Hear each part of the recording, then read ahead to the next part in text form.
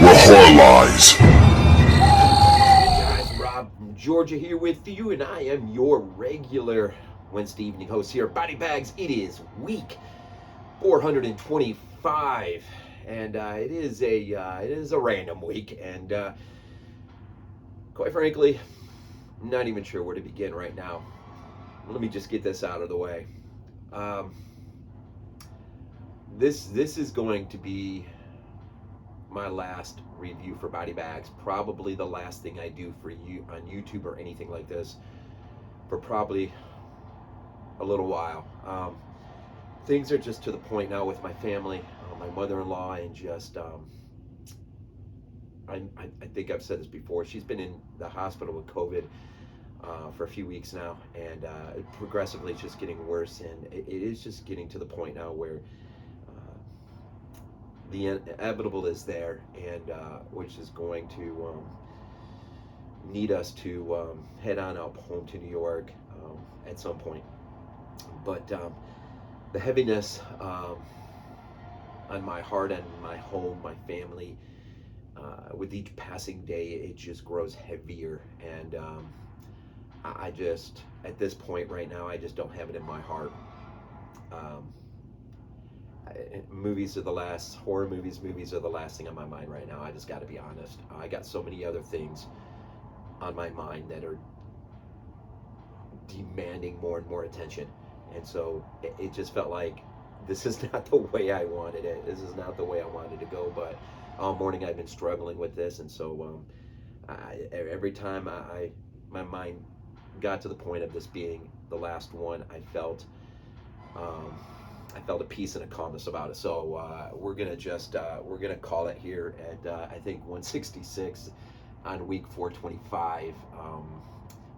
When I did this starting way back in November 14th, 2018, it was with much trepidation because I was scared out of my wits for a lot of reasons. Over the course of the time, it's been fun, man. I have just had a blast sharing my growing love for Fulci and Italian cinema, horror as a genre, and so many other things. But all things can't go on forever, and this seems like the most likeliest moment to just kind of step off to the side and let, I hope, someone else come in my place and pick up where I left off. And that being said, I appreciate so much anyone and everyone who's ever supported, who's ever commented on my videos, who I've had exchanges with, most importantly, those closest to me in BodyBags.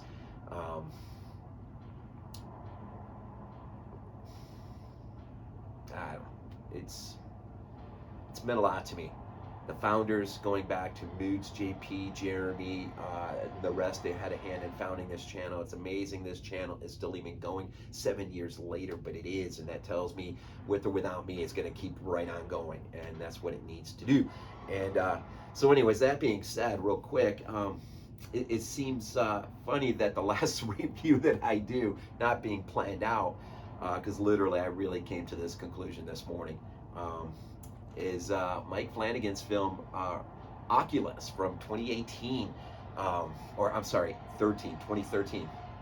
And it's funny that this should be the last one because it is Blumhouse, and of course we got Halloween Kills out in the theater, which the opinion it ranged from those who hate it to those who have found enjoyment in it. And I can just say this: a very close friend of mine watched it off of Peacock. I have not seen it yet. And his opinion I probably value more than anyone's. He felt like it was definitely worth a watch, more to enjoy than not to enjoy. And so I'm going to just, based on his the things that he said to me this morning, definitely if you are even thinking, not knowing, definitely watch it. At least watch it, whether it's Peacock or hitting the theater and supporting Halloween as a franchise. Definitely go watch it. I'm looking forward to eventually getting to see it. Also, it's interesting that this is a physical media distribution release. Picked it up in the Dollar Tree. But physical media, isn't that what we always preach? The want and desire to have all this behind us so that we're not living our lives out of a red box or streaming or any of that junk. and when I say junk, not mean to step on anyone's toes, but physical media is where it's at, and my love for physical media is never going to die. I'm going to, in fact, I'm sure when I'm out and about today, grocery shopping, I'll keep my eyes open, and maybe if there's a deal here or there, maybe I'll pick something up. But be honest with you, with everything where it's at right now, as I said, movies are just increasingly becoming just more temporarily, I guess, off to the side in light of other things. But we talk about this real quick. Mike Flanagan, of course, we know him from, some may know him from Absentia, which was, I remember absolutely loving that film, of course, of recent, maybe not of recent, but Dr. Sleep, and if you've ever seen the director's cut of that, which I enjoy thoroughly more than the theatrical cut of that film. But Oculus, I went and revisited this last night. First time I watched it in a while. And I have to say, I was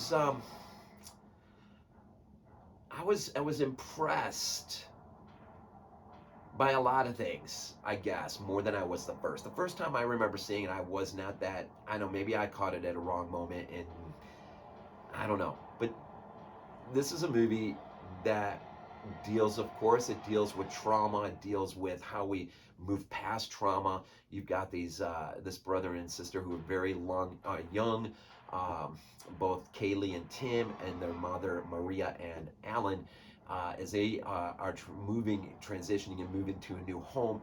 Dad purchases a pretty expensive piece, as it is a mirror that he wants in his office just for decor, but no one realizes that this mirror has a life of its own. It is possessed by something. It is almost near omnipotent quality, and it doesn't take long for this mirror to become attached to Alan and to literally possess him, and just begin to take over his life. A lot of this movie reminds me of The Shining, at least as I saw it via Stanley Kubrick's film, and now I know why this guy got the deal for Dr. Sleep. And it runs 144 minutes, and it's the kind of movie that, despite its length, it almost feels like it has so much more to say, or maybe, I don't know. There's a lot of story there, and I wish, as much as it takes its time, I wish it really would have taken its real time. Much of this movie deals with these two kids watching their father just basically, if you think Jack Nicholson from The Shining, it's a lot like that. He begins to slowly become a recluse, hides in his office.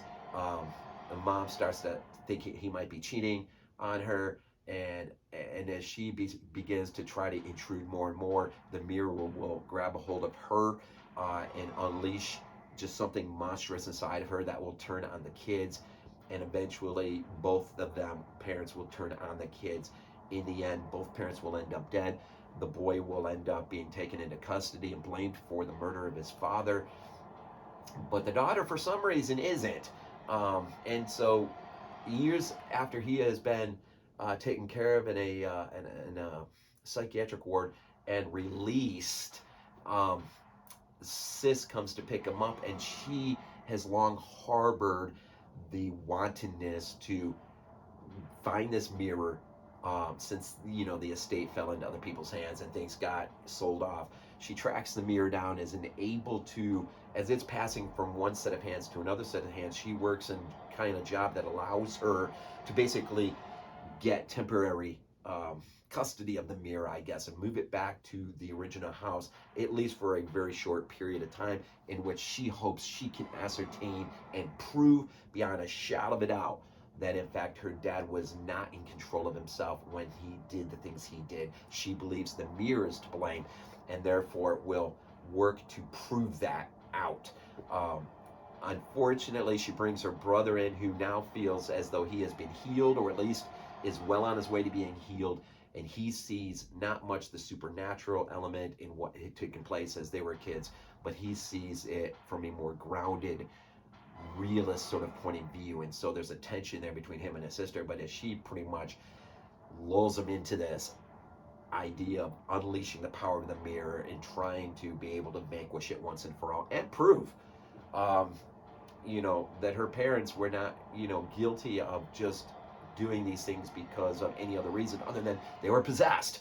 And so really that is it in a nutshell. Now the only thing to point out too is once older Kaylee and Tim begin this, their timeline parallels and intersects back and forth with the events of that one night, 11 years prior. And so the timelines, for a lot of part, run parallel with one another, but then intersect and come back, and parallel, intersect, come back, heading off to its very conclusion. And Mike Flanagan does a brilliant job of, but I say brilliant, but I think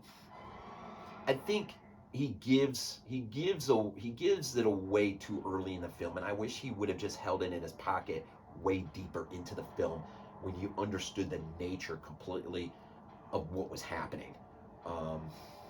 If you kind of get what I'm saying, I think he unveils the nature of what is happening way too early in the film, and so then it becomes that ride.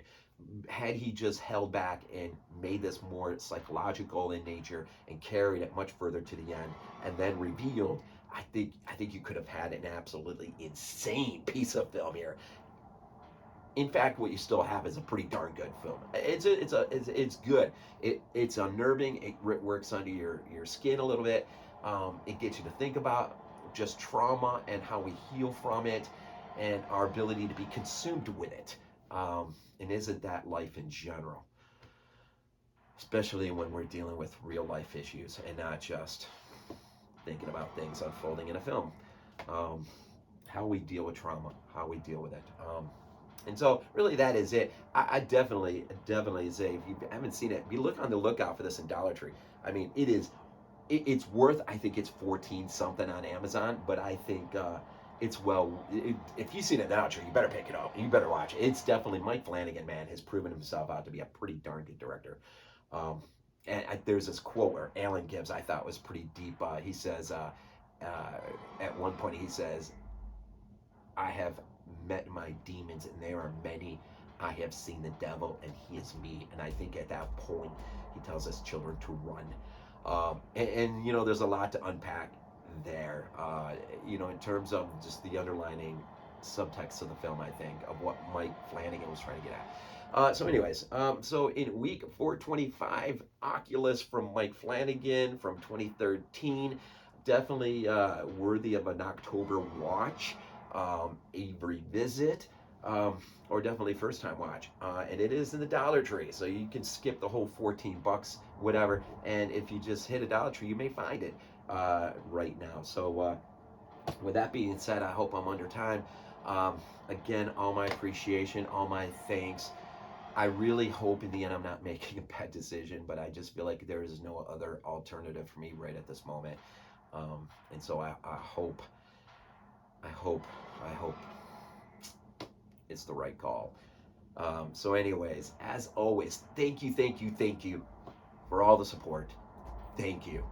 I hope to see you again at some point down the road. As always, we end these things off with Go Bills. This is not a dream. Not a dream.